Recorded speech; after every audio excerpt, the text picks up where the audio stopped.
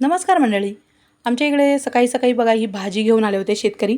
तर मी तुम्हाला बऱ्याच वेळा सांगितलं आमच्या दारावर शेतकरी येतात ताजी भाजी घेऊन आणि ते ना कोणती तरी एकच भाजी घेऊन येतात. एकतर भेंडी, पालक किंवा मुळा. मुळ्याचा पाला असतो ना तो.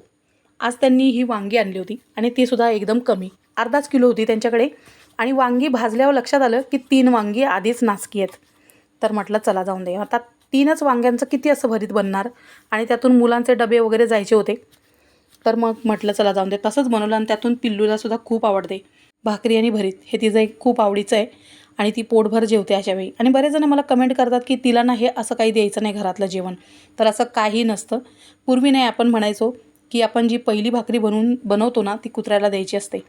तर तसं काही नसतं. जे असतं जे आपल्याकडे आहे, माझ्याकडे जे बनतं ना ते तिला खूप आवडतं आणि ती पोटभर जेवते. आणि आज आहे ना आमची लिली म्हणजे आमच्या मांजरीचं पिल्लू जे आहे ना तिचं बोट तुटलं आहे. तर मुलं तिला दवाखान्यात घेऊन चालली.